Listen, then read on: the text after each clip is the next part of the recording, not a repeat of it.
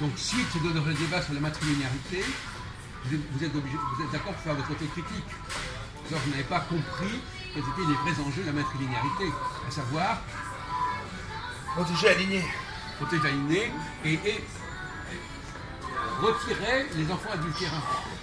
Donc finalement, c'est intéressant parce que les juifs eux-mêmes ne comprennent même pas ce principe. Ils ne savent même pas à quoi ça sert la matrilinéarité. Ils répètent des trucs comme ça, ils croient qu'il suffit qu'un enfant soit de mère juive. C'est pas du tout ce qu'on est en train de dire. Il faut ça. On n'a jamais dit que le père ne devait pas être juif. On a dit simplement que seuls les enfants nés de la mère seraient reconnus. C'est pas du tout la même chose que le principe qu'on utilise. Ils naissent tous de la merde à certains moments, d'une certaine façon. Pas ceux qui sont nés en dehors. Oui. Mais vous dites n'importe quoi. Les enfants adultérins Ça ne sont chauffe, pas là. nés de cette mère. Oui, bien sûr. Non mais écoutez, mais qu'est-ce qui. C'est incroyable, qu'est-ce qu'ils ont? Mais je suis désolé. Mais comment vous pouvez. C'est grave, Vous pouvez hein. pas vous concentrer. Bah oui, bien sûr. Non mais c'est hallucinant quand même. Ouais, j'avoue. Vous avez remarqué? Ouais. Ça fait la deuxième fois. Les enfants adultérins ne naissent pas de la même mère. Voilà. Est-ce que vous avez compris ça? J'ai compris. Bon, ben, à votre âge, c'est un peu tard. Hein. Bon, non, mais c'est incroyable. C'est basique, ça. C'est basique. Donc si vous n'arrivez pas à le comprendre, c'est que vous avez un problème familial. Non mais je veux dire, j'ai oublié de vous psychanalyser parce que s'il y a ce problème-là, c'est qu'il y a quelque chose. Oui, un choc peut-être, ouais, Il y a ça quelque- peut arriver. traumatisme. Oui, ça Il y peut a un arriver. traumatisme qui fait que Ouais. il fait des lapsus quand il. Voilà, vous faites du lapsus. Et les lapsus sont révélateurs, je vais vous le dire. Bon. Alors maintenant, donc, effectivement, les juifs eux-mêmes ne comprennent pas cette règle. Je vais vous donner un exemple. Les juifs, il y a beaucoup de choses que les juifs ne comprennent pas. On n'est pas en train de dire que les juifs ont la vérité. Ils ont des textes, mais ils ne les comprennent pas. Ils appliquent des trucs, ils ne savent pas pourquoi.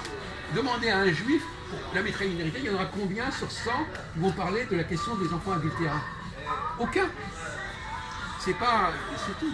Le nouveau judaïsme, ben, il apporte une clarté sur un certain nombre de sujets qui manquent complètement au judaïsme traditionnel. C'est un fait. Donc, effectivement, il n'est pas question de dire qu'un enfant juif, il faut absolument, l'enfant juif doit être né des deux parents juifs. Bâtard. Mais non. Voilà, encore un. C'est incroyable, les gens ne manquent pas d'occasion de dire n'importe quoi. Comment ça, bâtard? Vous dites n'importe quoi, là, encore une fois, je suis désolé. Les enfants bâtards sont exclus, comme dirait Philippe, ils sont exclus de la lignée, ils sont exclus de l'héritage. Et voilà.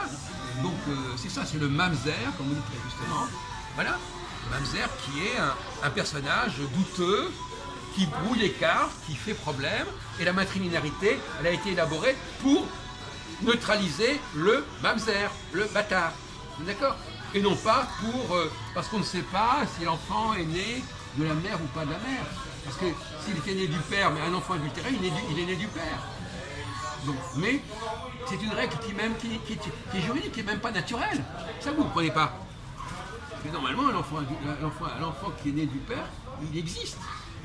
Mais si on met en avant l'institution familiale, l'institution du mariage, c'est uniquement au nom de cette règle juridique, de ce principe juridique, que cette règle existe. Normalement, il est tout à fait un enfant du père. D'ailleurs, Henri IV a eu des nombreux enfants adultérins, Louis XIV, Louis XV, etc. Bon, ça avait même certains statuts, certains avantages. Bon, voilà. Alors donc, c'est ce point que je voulais clarifier avec vous. Je n'ai pas été déçu, parce qu'une fois de plus, on a entendu un certain nombre de tartines basiques, mais les vraies raisons et les vraies explications n'ont pas été fournies. Et j'en suis ravi. Donc on ne travaille pas pour rien et qu'on ne vous fait pas perdre votre temps. Bon, alors on va changer de sujet. Je coupe. Oui.